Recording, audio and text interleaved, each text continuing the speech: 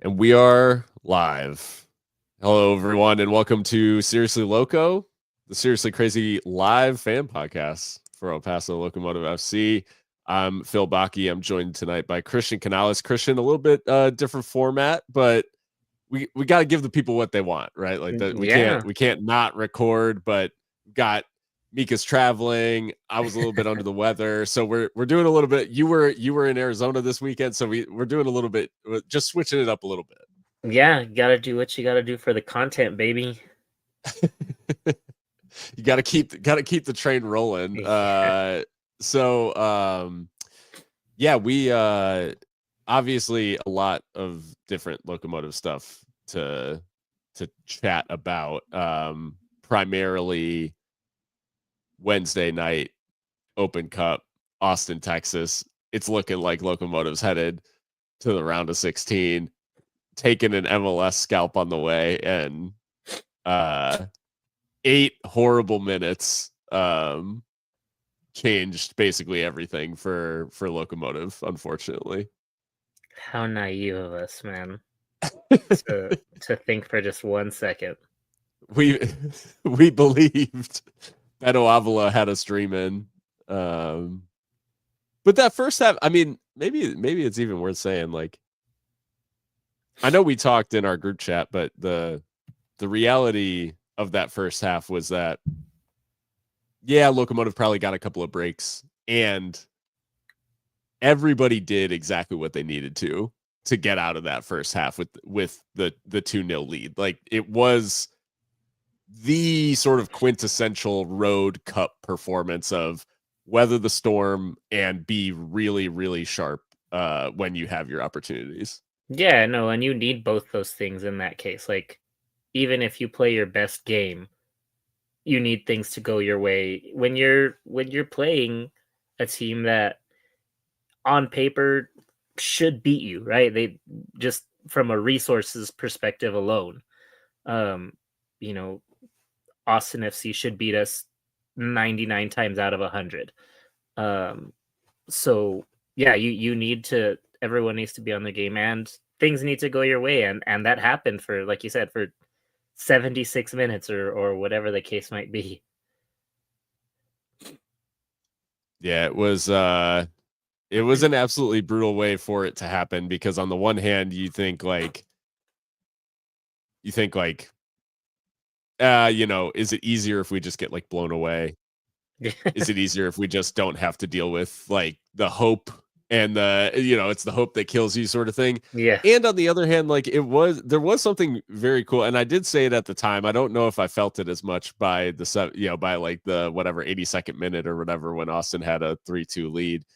Um, but when Locomotive took the lead, that goal, the first goal from Beto Avila, I can say that I don't know that I've reacted like that to a Locomotive goal in quite some time. Like, in terms of just the emotion that I felt, like, um in the occasion, like them taking the lead under those circumstances in the cup, like, there was just something that felt really, really special about that goal. And obviously it was, partially just the shock. It was a little bit unexpected. Um, but there is something to those that reality where we did allow ourselves to believe that sort of maybe like captures some of the feeling around the club right now, especially in the wake of a big win against New Mexico, being that competitive in the cup. It does sort of show that maybe there's been a bit of a sea change in just like sentiment around the club, or maybe it's just recency bias and I'm feeling it, but it I don't know, things just feel better around Locomotive right now than they felt in a long time. And I think this cup game, as even though it didn't end the way we would have wanted, um there was a lot of positive sentiment that I was feeling like coming out of that game despite the result. Yeah, I mean 4 unbeaten is was our form going into that one, and so that hadn't happened. I think it might have happened towards the end of last year. Um, but I think that at the end of last year, I just think that there wasn't a lot of investment into the club, from the fan standpoint. So it felt different than it felt like kind of back to the good old days, where you could go into this match and feel confident that there was a win coming out. Whereas for so long, for so much of last season, and even at the beginning of this season, when we are struggling to get 3 points, that it was Yeah. like, well, what's gonna happen? And now it's like, well, we could go in and we might beat any team on any day. Yeah. So I think just that feeling that way about the club is new for the first time in a long time. So yeah, just seeing that possibility is becoming a reality with that first goal going in. Uh, like you said, it just felt different than a lot of other goals, and I think just a lot of people understood, yourself included, what a result in this match in particular would mean. This is not uh, you know, a match against switchbacks. This is not uh Jägermeister Cup against Texoma. Like, this is Yeah. the Open Cup, a major tournament that we have historically just been terrible in, and Yeah. we're on this run, and just things keep happening for us. So there was definitely it wasn't just another goal, it was a special goal. Yeah. The Beto Avila, like Austin connection, there was a little bit of I guess like spice in that particular way. The fact that Beto was back at home and um with the fact that he previously played in Austin and all of that stuff, like very obviously carried a lot of weight and then to get those two goals in that fashion in that game was obviously good for him, and I think needed off the back of we had been kind of talking about he's not maybe looking as sharp as a couple of the other forwards, and he's kind of lost his finishing touch. Like there were a couple of chances maybe that he had fluffed in prior games, and thinking like so to see him be that clinical in that setting, hope you would hope that it injects quite a bit of confidence back into his game as well. Yeah, the New Mexico game for him was rough. He had a couple of I think he missed, like, that was the one where he missed, like, the sitter, like, 7 or 8 minutes in, Oh and yeah, just that's right. absolutely rocketed it. So, yeah, he had a rough game a few days before, against New Mexico. But, yeah, and I think that it was really good to see us be successful without it needing to be Andy.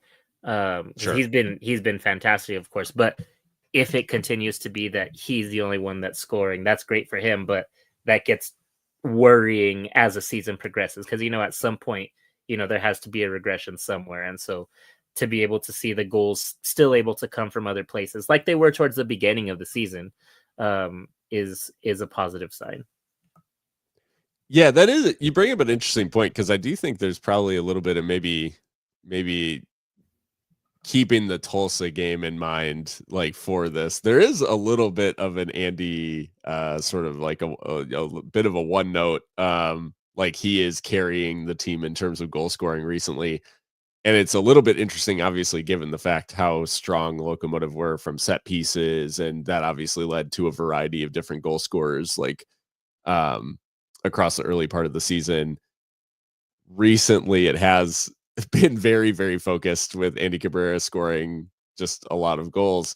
Um, the interesting thing, maybe across both games, is that Amando Moreno has not been involved in a ton of goals this season. Like I guess he's been a little bit more of a provider this year than a scorer, which is an interesting role for Amando, given the fact that he was basically the only person who could do anything for us last year, and now he's maybe getting, um, maybe taking a bit of a backseat in terms of the actual scoring. But is it a little bit maybe the fact that teams come in thinking like, okay, there's the guy that we have to stop, and turns out Locomotive have other people who can score goals this year?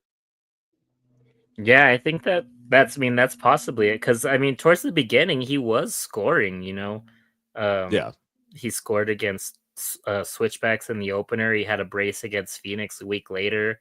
yeah. So he came out strong, and yeah, for a while, if it wasn't him, it was just set piece goals, like you said. So that might be it. And so eventually, in the coming weeks, I'm sure that you know, Cabrera is going to be a little bit found out, I guess, for lack of a better word.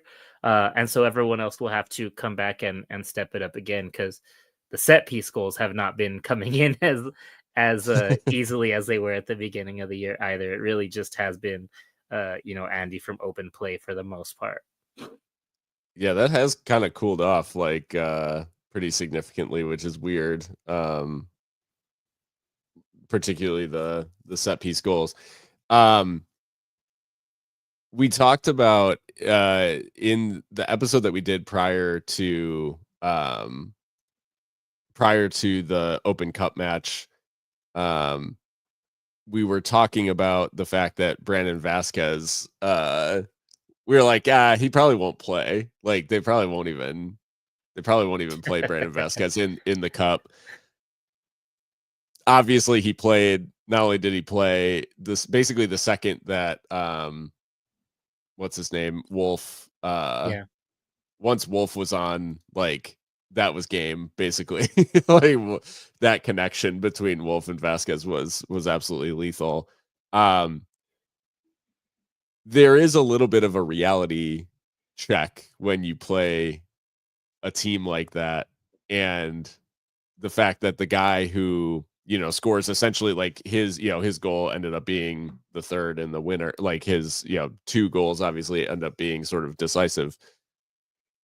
It's a big reality check when the guy who scores the two winning goals against you cost the club that beat you $10 million just in transfer fee, like just in transfer fees. Like his transfer fee probably larger than the payroll of El Paso Locomotive, Yeah. which is which is yeah, a stark reality to have to face, but sort of I guess what makes it special in the first place that you compete with these teams, and makes that 8 minutes like so devastatingly difficult to handle for the club. Yeah. It just makes you like you said, it just makes you feel foolish for hoping for so long too, for a full like Yeah, 70 minutes. I know.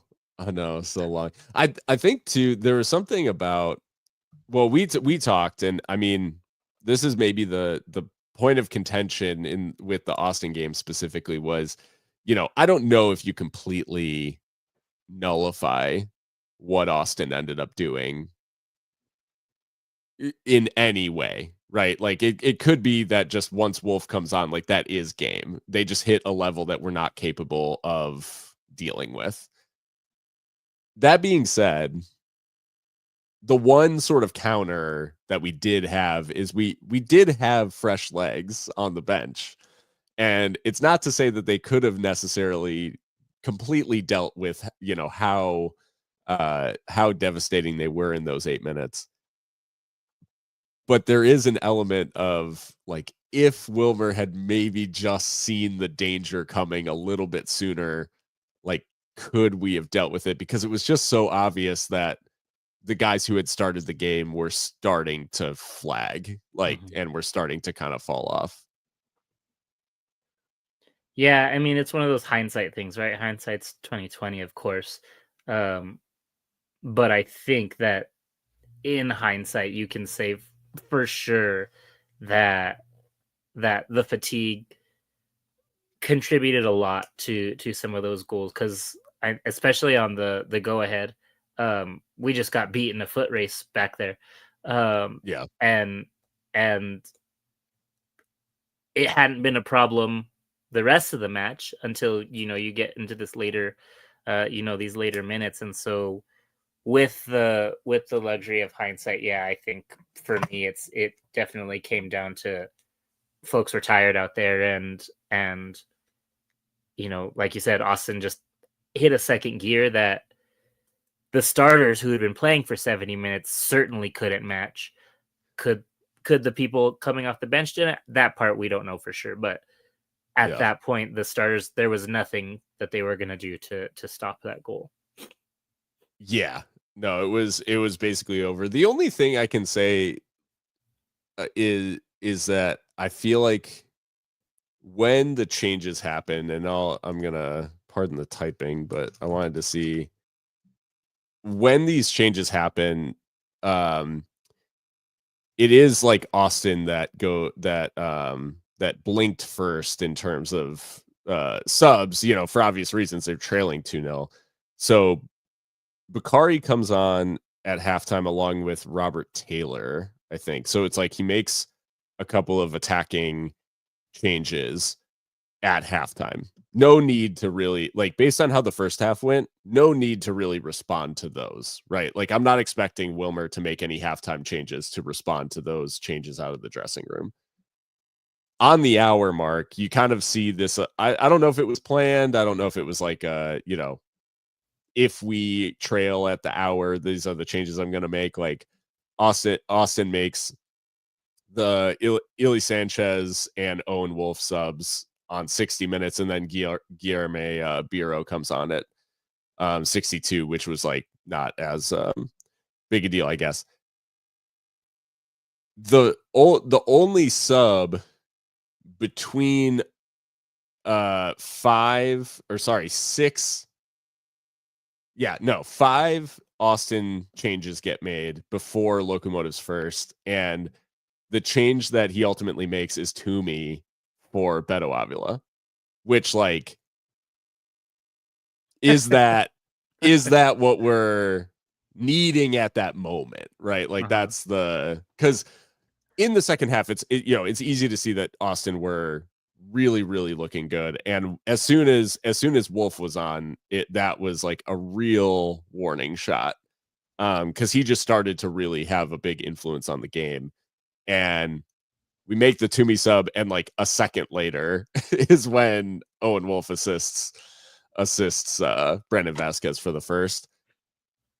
To me, it seemed like there may have been better changes in there, and the one specifically for the Owen Wolf problem, as soon and maybe it's even after he gives up the first goal, but I would have said that we needed like a Coronado maybe to just to man mark Owen Wolf, like somebody in midfield whose job it is just to stay on him, right? Like, just to stay on Wolf.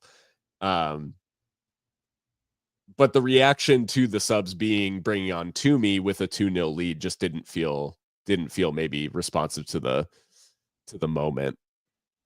Yeah, and I mean, it could be one of those things where it was like we really gotta like step on their throats and like do whatever we gotta do to get two more somehow.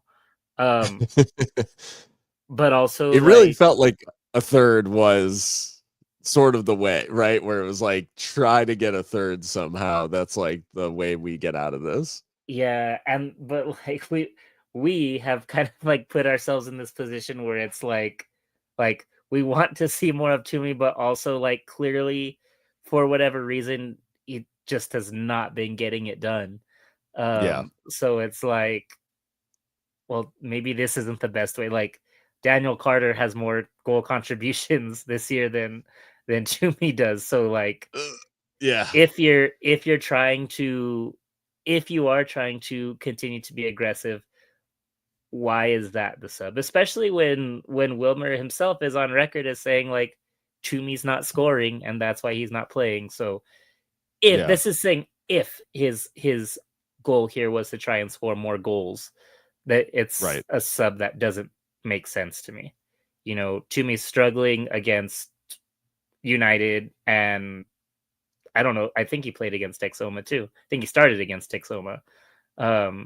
So what is he gonna do here in Austin? So I don't know. And maybe that's not the reason why the sub came on at all. But if it is, it doesn't Yeah. make sense to me. Yeah. I think I think as well that I didn't really understand why Quezada and Ricky Ruiz stayed on as long as they did. And I mean, Ricky Ruiz plays the full 90 minutes, which I'm not saying that Ricky Ruiz is not a good player, of course. Like I think he's been actually quite good for us this season. Like he's been very solid. I just don't necessarily understand like when you're uh the demands on the fullbacks are quite heavy in 90 minutes, and when people are starting to flag, like those are the first folks who are gonna tire, right? And I was just shocked that we didn't see Memo earlier. I'm shocked that and Nick's putting in the chat like the subs were 7 to 10 minutes too late. I agree on Coronado, and I think Memo not being in there was a little bit surprising for Quezada earlier. But I think too, I don't want to take away from what Austin did in the sense that, oh, like Wilmer making the subs is the only reason that we didn't win this. It's like Brandon Vasquez hit a different level as soon as Owen Wolf was on the pitch, and just he did take over the game. He gets 2 goals and an assist. Over the course of literally 8 minutes. Like he didn't have to even be on the whole game. He just completely took over for 10 minutes, and that was that. Yeah. And like you said, like that's his job. Like that's his whole deal, is to be the guy. And like we said at the beginning, like we got lucky that we were able to keep him contained, but you have to do it for 90 minutes. Especially in this sport, where something can change at any given point. A 2-0 lead is never a safe lead in this game. So like you slip and he does what he's supposed to do. It's like I forget what coach it is, the Chicago coach, but it's like they are who we thought they were. Like he's like Dennis Green. Yeah, like he is exactly who he was supposed to be, and it just was one of those things where we had to do everything right, and for a long time we did. But once there were mistakes made, then they made us pay for it, and that's just there's nothing really much else you can say about it other than that. No, I think you're totally right. I think we talked about in the episode too that it would basically we'd have to be perfect to be able to knock off Austin, and we were all but perfect for 78 minutes, and in 8 minutes later we were out of the cup. So it was tough to take. I think like given the fact that they did lead, obviously 2-goal lead, it's very like it is, you start to dream and you start to think like this is something that I didn't really think is possible. And so it's obviously disappointing to go out. That being said, I think like we do have to give a huge amount of credit to the team and the players for what they were able to do over the course of the first 70 plus minutes. Because on the road to like sucker punch an MLS team like that and hold on for as long as they did, I do think it was very impressive. And I think you said at halftime, essentially, like we couldn't have like everybody did their job in the first half. The best 45-minute stretch of football that Locomotive has played in like seasons. Like maybe ever. Maybe. But yeah, like literally everyone did their job. It was incredible to watch.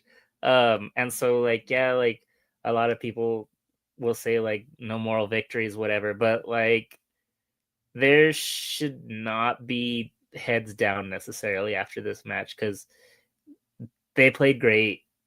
It was gonna take all but a miracle, and it didn't happen. And you just hope that this is just one of those things that they can carry with them, carry the positive about with them for the rest of the season. Yeah, and that's what Now, I was hoping for a bit of a better response in Tulsa, if I'm being honest. I thought maybe they'd ride the wave a little bit longer. Um, but I do think there is an interesting sort of trade-off here in that going out is well, I guess like the entire USL basically went out of the Open Cup this round, which I have a thought. This is maybe a little bit off topic, but I do have a thought about the USL going out of the Open Cup at a high rate. And I think it has to do with the fact that because MLS like divvied up the clubs that participate in Open Cup and Leagues Cup, and the I think the CONCACAF Champions League, like I think those teams are also not in the Open Cup. So only teams that are participating in the Open Cup for MLS this year are like teams that are down bad in the league or were down bad last season. And so a lot of them see the Open Cup now as like their chance at silverware, their chance at like redeeming their season, all this sort of stuff. And they're not participating in like any other competitions. So there's no like typically the way that you get one over teams like this is, oh, they've played a bunch of games. They've like, they're really stretched, squad's really thin, they've got injury problems, like they're starting the kids, all this sort of stuff, like all these like issues that you would typically see. And if, Inter Miami um or LAFC or like some of these teams at the top of the league were playing in the Open Cup on top of all of their other stuff, like you probably would have seen really significant change teams where it is like it's a bunch of kids from the MLS Next Pro side, like all that sort of stuff. And I think the sad reality for USL is that they got the basically full strength side, like with a handful of exceptions, they got basically the full strength side of every MLS team in this round because they're like, this is the only thing we've got going on this year. Like the Open Cup is like what we have. Like some of us are going to be like middle of the pack in the league, but most of the teams who are still in the Open Cup, this is all that they're playing for like this year because they're not going to most of them won't even make the playoffs. And so all they had to do was go out and play hard in the Open Cup, and I think it showed because nobody apart from NYCFC got tripped up. Yeah, and you're right. And I'm not saying that you are necessarily complaining about it, but I don't think that anyone can really complain about it because that's what you want, right? Like you want to play the real teams. If it comes out the other way and they're sending out basically their farm system, then we complain about that.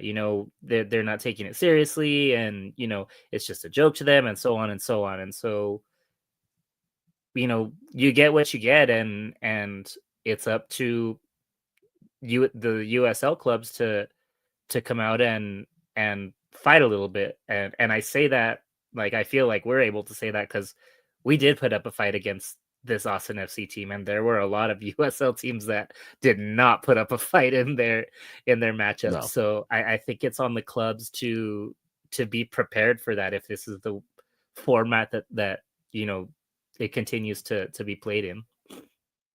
I've never been more disappointed in a team than Detroit going to Bridgeview, Illinois, and getting slapped by the Chicago Fire. That's just embarrassing. Even though I think the Fire are actually kind of good this year, but we got this question from Nick about midfield depth. So he's just asking, more midfield depth needed. Kofi's playing at center back. We probably need another veteran center mid to help finish off games. We're rotating 4 guys in those spots, and one is a left back who's playing great, by the way.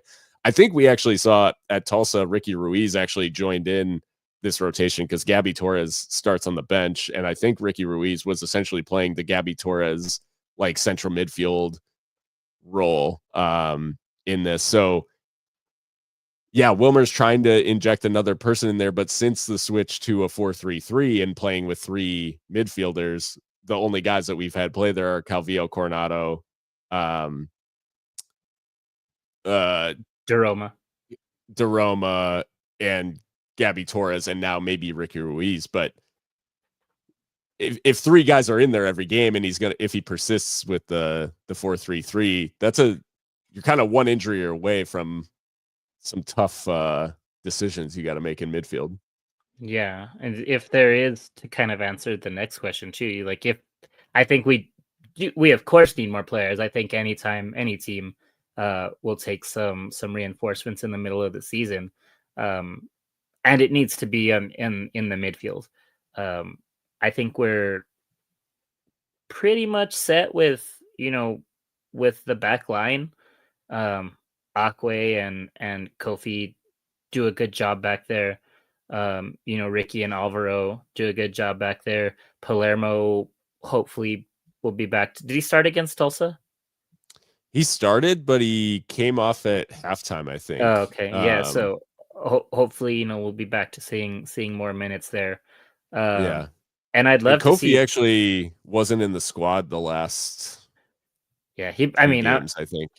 he played against Austin, I think. No, Did he? Did he? oh no, he didn't. You're right. He No, did yeah, not. he wasn't in the squad against Austin, and then he didn't travel for Tulsa either. So I'm assuming he picked up an injury against New Mexico, or like in between New Mexico and the Mhm. Open Cup game. Yeah, I just think that there is depth in the back line. There is a drop in Yeah, I'd quality, agree. obviously, but the depth is there because we have Noah also who, uh, by the numbers anyway, looked like he did okay against Tulsa. Yeah, he played. I'm fairly certain he played left back, which it's just really odd that he's getting deployed as a fullback because he looks so crazy out there. No, he did play quite well, made a couple of like really key blocks, and was very involved, obviously, in like winning balls in the air and stuff like that. Was decent down the left. I was trying to remember if Noah is left-footed. Because and I really mean this like with all due respect, but when I watch him pass the ball with his left foot, it looks like he's pretending like he's left-footed. Like he's According to putting on a good according act. to FotMob, his preferred foot is his left foot. So Okay. No, it probably is. I'm just being a hater. There were times I think it's more so he's just so like with him being so tall, when you see him just out wide, it just looks it just weird. looks wrong. Yeah. Yeah, like a dog walking on its hind legs. Yeah, exactly.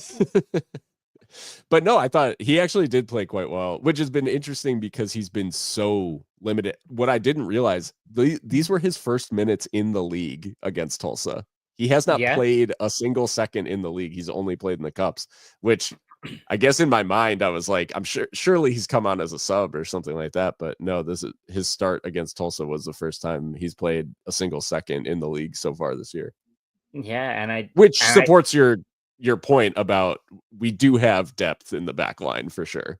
yeah, and I think that and the fact that he starts against Tulsa as a left back kind of to me says that it's not that he's out of favor with Wilmer because I think Wilmer is he's trying to find somewhere for him to play, obviously, Yeah. because why else would you do that? As far as we know, right? We've never seen him, play out there. So to me, that says that Wilmer is just trying to find some minutes for him. Hmm. And if you're out of favor with the manager, that's just if unless he has to, he's not going to play you. And Yeah. from what I can tell, that there was no specific reason that Noah must play at left back this Right. past weekend. So I think it's just a matter of there is solid depth there, and he's just unlucky that we found a really good center back rotation. Noah's unlucky, I mean, that we found a good center back Yeah. rotation out there. So um yeah, and at forward, I mean, what can you ask? What more can you ask from Moreno and Cabrera and Avila? Um, Carter's taken advantage of his time coming off the bench too. So I think that we're basically set up there. It's in the midfield that you've got those four, um, and only two of them are midfielders by trade. Uh, that's definitely a concern, because Calvillo or Coronado goes down, and I think anyone else is going to struggle to do their job. Anyone else Yeah. that you try and put there. So yeah, I think some central midfield depth is a big need for us. Yeah. And then I mean, if the production stuff continues for Toomey, I mean, unfortunately, like there could be an argument made that we need someone who can, give Amando or Andy Cabrera a day off, because right now, like right now, it's the front three is the front three. Like that's who's going to play essentially every game. And I know obviously in this one we gave Beto Avila, like in against Tulsa, Beto Avila does not play. Um, which I don't know if that was a fitness thing. Just after the Austin match. But we kind of went with this like 4-4-2, I guess, for lack of a better term, but it was a weird sort of asymmetric thing where uh Ricky Ruiz was playing like in midfield. Calvillo and Coronado were in there, and then DeRoma was sort of like almost as a 10, like kind of floating around. He was just all over the place, at least in the first half. And then second half, I don't really know what happened, but Locomotive basically couldn't touch the ball in the second half against Tulsa. Just I guess they were like 1-0 is good enough, and we're just gonna defend it, but it was not, unfortunately. So yeah, I think there's probably a couple arguments. I would agree that central midfield is probably the area where we could use some reinforcements. And I think the Gabby Torres thing is interesting because obviously the way that we utilized him at the beginning of the season was it's a back five. He's playing as on the left side, as a wing back. And he would drift into midfield from that position, a la, Trent Alexander-Arnold or whatever, like these fullbacks who sort of drift into midfield roles, which is obviously different than lining up as a midfielder. But Wilmer's essentially been able to pull off, I think, like he's essentially been able to pull off. Gabby Torres essentially does do the same thing as when he was playing wingback and drifting inside when he plays in midfield. Like he's out on that left-hand side kind of by default. He'll move further infield. He'll drift out to the wing. Like he just kind of like finds the space. And I guess the thing about Gabby Torres this season is that if the ball is in play and he's within 30 yards, like he's going to find a way to get involved. Yeah, what a player he is, right? Like what a signing that has been.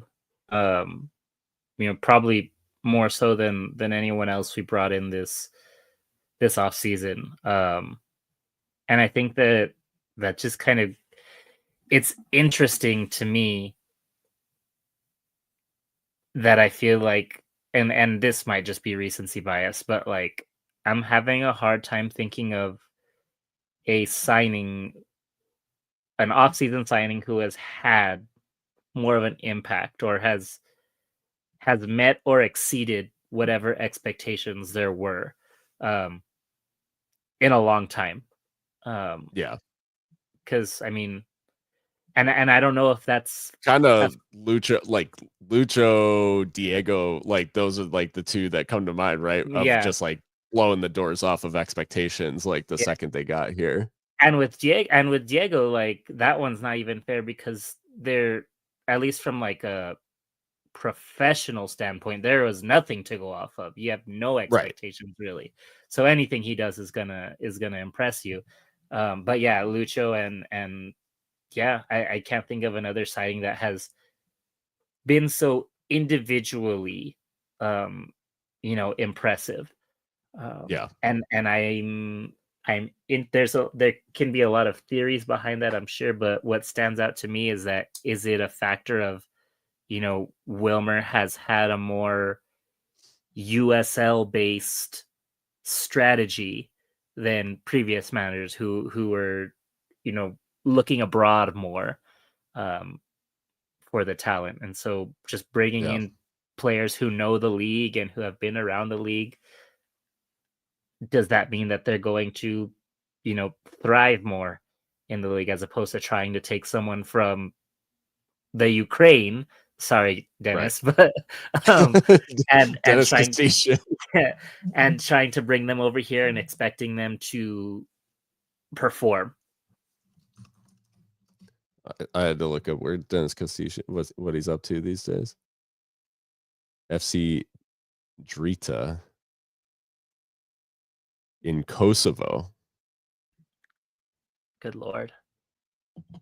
Man, just out of the frying pan. No, I think like no, I think you're onto something with that in terms of like him hitting the ground running. And I was trying to think about a Locomotive player who's had as much impact in the way that he has, in that he's not, you know, it's not he's lighting up the scoring charts, he's like assisting tons, although he has a handful of assists because he's got like unbelievable set piece delivery. But he's not like a flashy player in the strictest sense. Like the way that he's caught the eye has been like he presses extremely well. He's like very tough to get the ball off of. Like similar with, you know, and I think we maybe now have a couple of players like that, in that Frank DeRoma like falls in this category as well, in being impressive in ways that don't show up, you know, on the stat sheet at the end of the game, basically. And I feel like that is a quality that we haven't necessarily seen in the team in a while either. And maybe why we were so, you know, we were a very poor team last year. Year prior, we were a very up and down team, a very chaotic team under John Hutchinson. And it's really not since, you know, when you think about the players that sort of defined the Mark era, when you're like Nick Ross or Brian Rebillon or Richie Ryan, like these players who sort of made themselves or made their impacts in a way that more stabilized than dazzled, I guess, in a way like that made the team as a whole better, rather than just being good themselves, because we've had lots of individual talents, but these guys are guys that elevate the team as a whole. Yeah, they're just sound. I think it's just the other way to put it. They're just sound football players. And, you know, like you said, there have been talented players, but they're not the kind of players who you would say can do it all. You know, Seb Velasquez, Kiesewetter, Lucho even, you know, are they like firecrackers that can do something exciting at any given moment? Sure. But like you said about Gabby, like he will get to the ball, he will win the ball, he will distribute the ball, he will move the ball up and down the field. Like everything that you ask him to do that you can hope, he will do. Like he's like a 5-tool player, I guess you can say. Yeah. Like he'll do it all for you. And yeah, taking, like you said, taking back to players from the Mark Lowry era. Yeah, it's just like that they are just good football players who like you said make everyone around them better. So I'm going to take this opportunity from Nick to talk about Frank DeRoma. So hot take, DeRoma is what we hoped Liam was going to be. No disrespect at all to Liam. I would push back on the fact that I don't know that we ever thought Liam Rose was going to be a dribbler, in the sense that, like, Frank DeRoma obviously has a bit of an explosiveness about him where he just goes away from people unexpected and can cover a lot of ground in a short amount of time. Liam was always like meant to be maybe a steadier. I always thought of Liam as more of a 6, like a Richie. Like more of a Richie than a. Yeah, and Frank DeRoma is just a dog. Like yeah, I don't know. I don't know if you saw Mika's Instagram story earlier, but she made a Real Madrid joke on her Instagram story because it's outside of the museum she was going to in Madrid. It said no, like the sign said no dogs. Uh-huh. And she's like, Madrid in a nutshell, like no dog, got no dog in them. And so Frank DeRoma, he's got that dog in him. Like, He's got several dogs in him. He's got, yeah, he's got inside of him are two wolves. And they're both fucking crazy.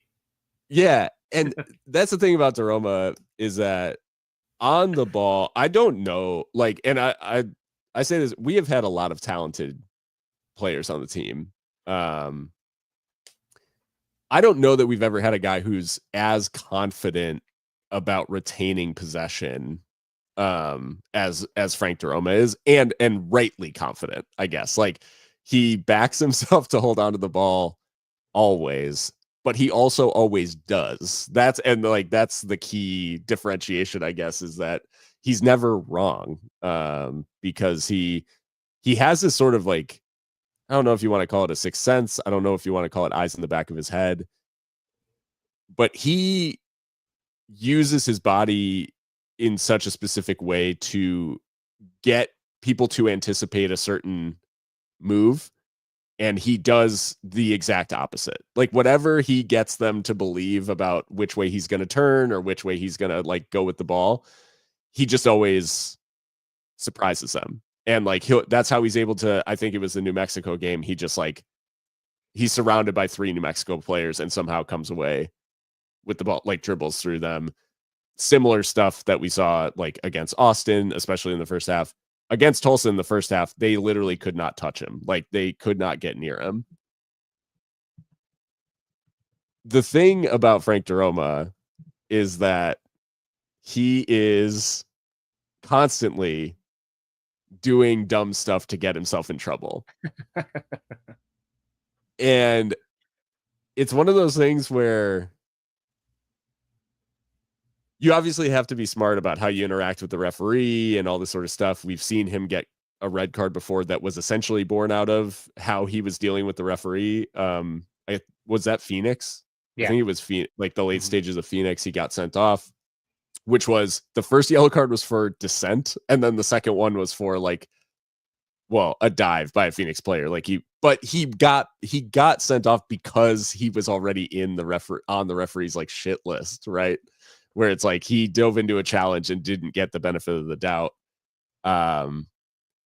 Similarly, against Tulsa, he gets booked for dissent, like, for nothing, like, just away from it's away from anything. It's like, he's not at the middle of a scrap. He hasn't been tackled, like, any of this stuff. It's just like, there's a lot of these unforced errors that I think, like, for DeRoma, he just has to clean up. But in terms of pure ability, the guy's nuts. Like, he is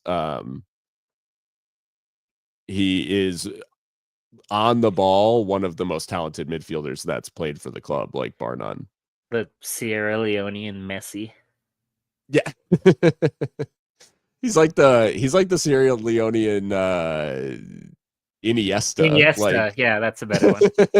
Where he just dribbles away from people, like, for fun. But yeah, he's got them dogs in him, and they're barking. But no, I think it's fair to talk about too, just the fact that these guys, as a team, they've come together well. And I think there's, like, especially after the Tulsa game, there's probably a very fair conversation about closing out games. Because when you look at the whole of the season, we've now, in terms of just, like, form, going back to, let's just call it, since the start of April, we have, like, the win in the Open Cup over Ventura County, but we beat Lexington 2-1, which that got really nervy towards the end, despite the fact that at 2-0, it was feeling like quite comfortable. We give up like a hot garbage goal where everybody switched off. And then it was completely like, it was like everybody to your battle stations for the last like however long after they scored. We get beat on the road by Birmingham. Like that was probably the low point of the season so far. New manager bounce. Come back. Yeah, yeah, they get the new manager bounce. We get the win over New Mexico, obviously very, very dramatic late goal from Andy Cabrera to force penalties, and then we win on pens. We give up like an early goal against switchbacks and couldn't recover from that.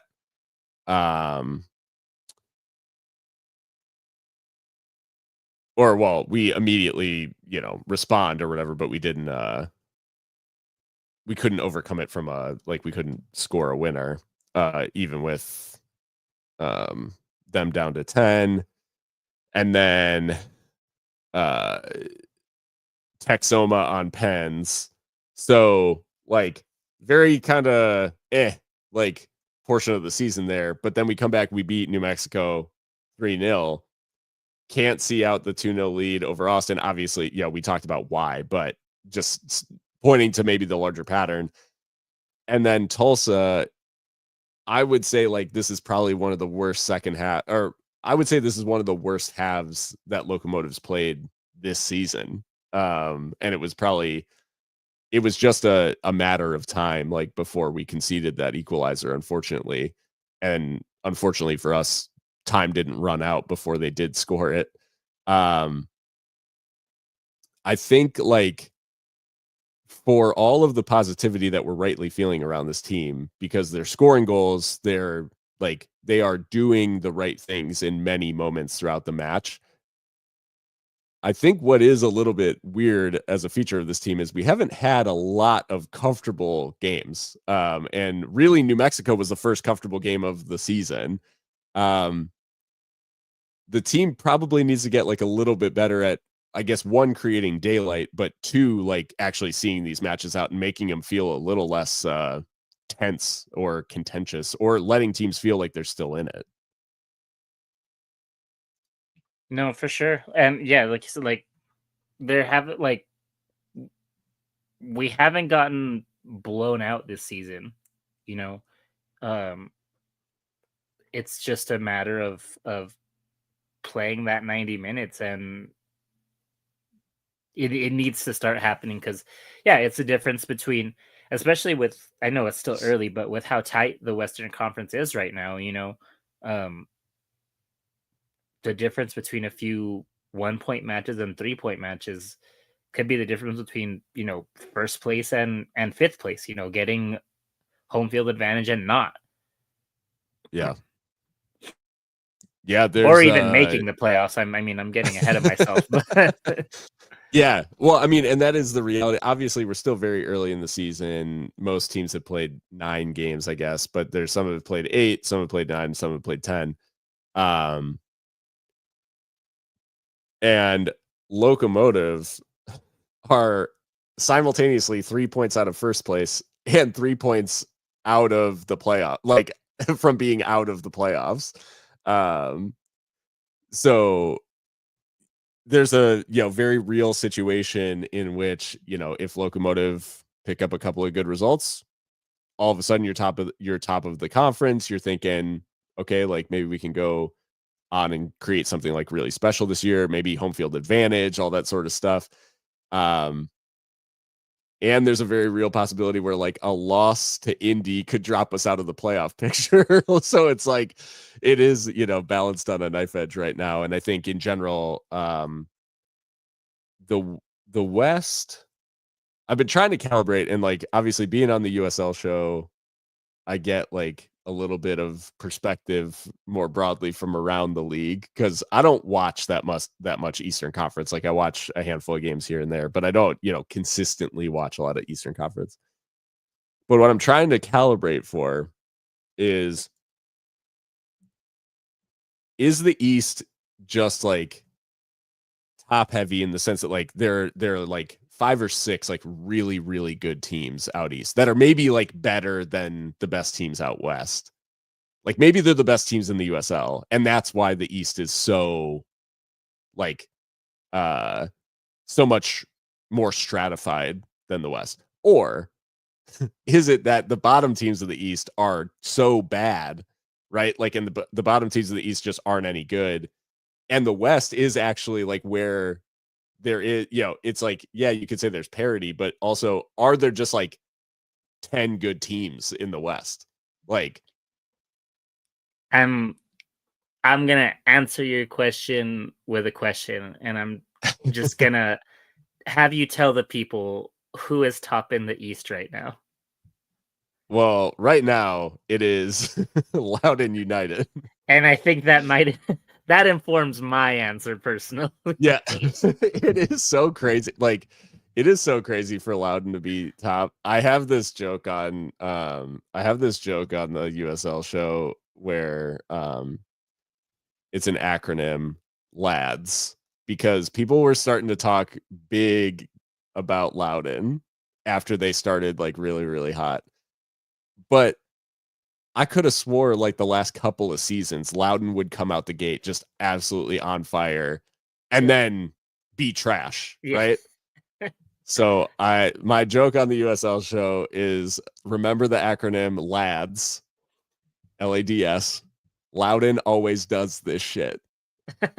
Like, Loudoun always does this shit where they're top of the league and everybody's like the people's champ, Loudoun United, and then they fall off and they're dog shit. Like, and then they miss the playoffs. Um, with how bad the bottom of the East is, I do still think that Loudoun will be a playoff team, but and they have been genuinely good. Like the way that they played, they held on to a bunch of players.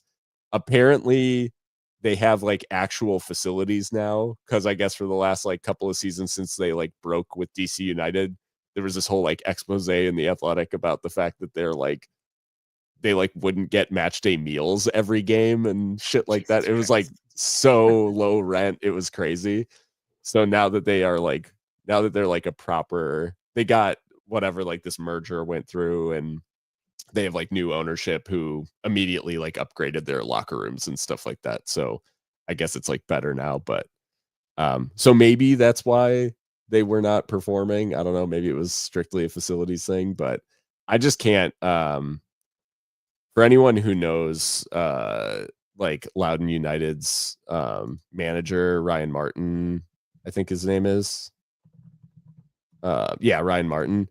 If you go find a picture of Ryan Martin, and his like touchline apparel, man looks like he's attending the Masters, like on the touchline every. He's not playing in the Masters. He looks like he's attending the Masters. And I just can't take a guy who wears a baseball hat like this seriously. No, yeah, really.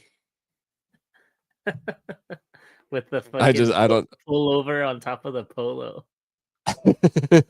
Or you got the one he likes to rock recently is like a blazer with like the patch, like the I need to like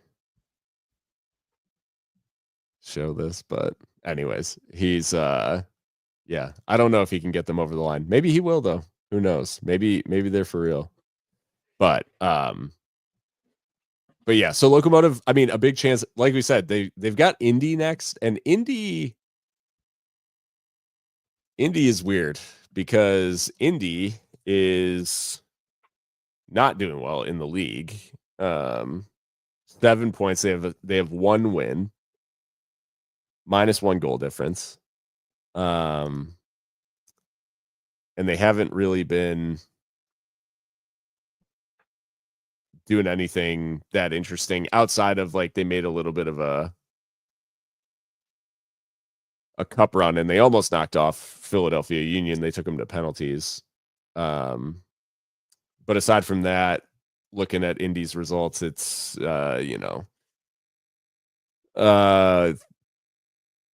their last few 3-1 loss at home to Charleston, 2-2 draw Oh, so they drew Detroit City 2-2 2 weeks ago.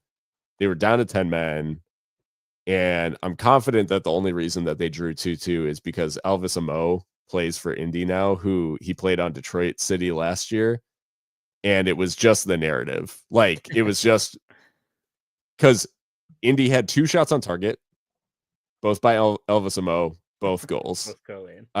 Detroit absolutely destroyed them for 90 minutes, but couldn't get a third. And so that was like narrative driven, like plot armor. And then they drew Sac Republic, who, I mean, I think we need to, and Sac Republic needed a 96-minute penalty to actually get out of that with a point, which I think we probably are at the point where we need to have a conversation about Sacramento Republic, because they have been not very good to start the season. Although, again, they're 3 points back of Locomotive, so it's not like they're terrible start to but I think everybody was expecting Sac Republic to be, up towards the top, and with them being 8th, they have 2 wins. Like, so I'm not scared about anything that Indy is gonna necessarily throw it at Locomotive. I think this one on the road? No, it's home. We're home. Oh, it's home. Oh, okay. So they're coming to the swap. I think the last time they came to the swap would have been with Mark Lowry as their manager. The last time they were in El Paso. August 2023. Yes, that is correct. And they won 3-2 win. Yep. That's right. Yeah. That was a brutal one. That was back when we actually believed still. We thought something was going to happen. So yeah, I'm hoping this Indy is just not much to write home about. So hopefully Locomotive can get a good result. And then Locomotive, I think, yeah, and it's a Friday kickoff, which is quite strange. Yeah. I'm assuming that's a baseball driven situation. But then Vegas the following week. So yeah, in Vegas. It's a weird schedule, but well, whatever happens with the Jägermeister Cup notwithstanding, we're done with our 3-day match weeks for the year, so that bodes well. Yeah, I think that'll be good. And yeah, Jägermeister Cup, very weird. Very weird. I don't know if I was just like not paying attention to the format or what, but the fact that Locomotive is in a group with New Mexico and Phoenix, or sorry, New Mexico and San Antonio. Or wait, is San Antonio in our group? Who's in our group for the Jägermeister? It's Colorado, Phoenix, Omaha, and Texoma. Yeah. So how on earth, if you're USL, how on earth do you draw these groups for the Jägermeister, and then El Paso doesn't play New Mexico or Phoenix? We play Omaha in the group stage, like from a strength of schedule perspective. Okay, great. From an overall like product perspective, like how on earth are those games not part of it? Like, I guess I thought that it was going to be you would play every team in the group once. Mm-hmm. Like I didn't think it would be an unbalanced schedule. But we straight up don't play New Mexico or Phoenix, but then the team who's top of the group advances. So I don't know. I mean, I'm glad not to play New Mexico again, honestly. No, I know. That's like I guess that's 3 times is enough for 1 year. Yeah. No, for sure. That's what in a vacuum, I see what you're saying though. Yeah. From Jaeger's perspective, unless they're hoping that they both go through and then somehow play each other in the final or something like that. But the tiebreaker for Jägermeister as well, not goal difference, but goals scored.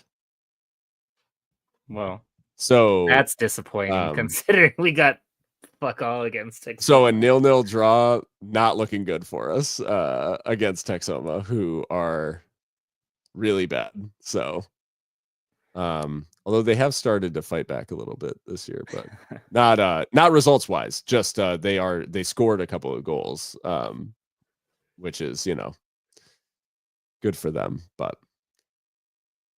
I'm trying to think if there's hasn't really been any news other than that.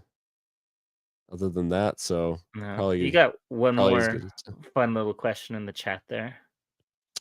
Oh yeah. If we could make a locomotive throwback 80s or 90s kit, what would it look like? Ooh, that's a good question. I'd probably go. Oh, go ahead. Go ahead. I was like, for me, it would have to have like a literal like train, like going across, kind of like an almost like comical train. I'm thinking like the Charlotte Hornets like uniforms of like the 90s. Mhm. Like it has to be like an actual like train looking thing, just going across the center with some smoke and maybe just full Yeah. like illustration. Yep. I'm trying to think of what other teams have our color scheme that I could like steal from, but there's some Liverpool jerseys that I would definitely steal from the 90s that had like great they have those like, I don't know, to me it's like a very 90s design of like just like little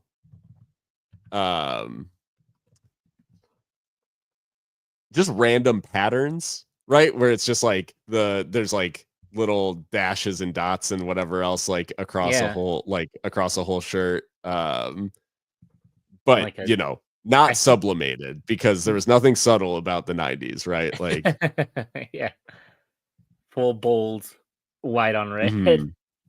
Yeah.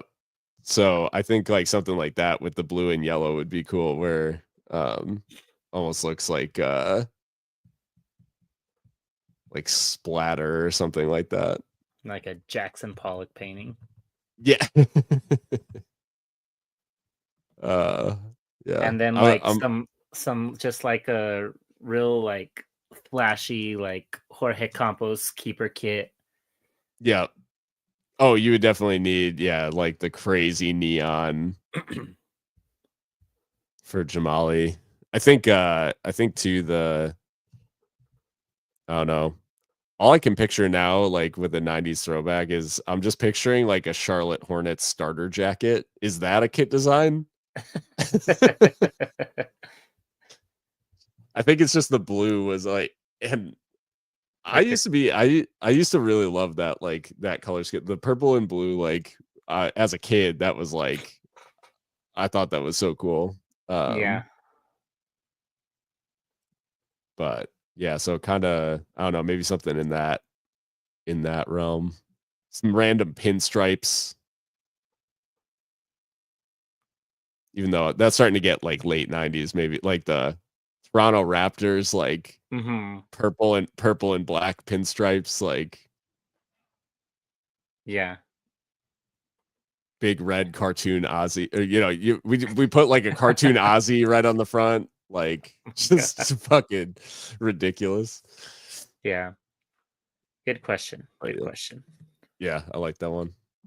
Well, cool. Well, I think we'll probably call it, because it's getting a little bit late for me out here out east. So, but thank you guys for hanging out. I'm glad we had a chance to talk about some locomotive. Thanks, Christian, for joining me. And check out the podcast on your favorite podcast platform. And we'll I guess you guys will probably be at the game on on Friday night, or someone will be.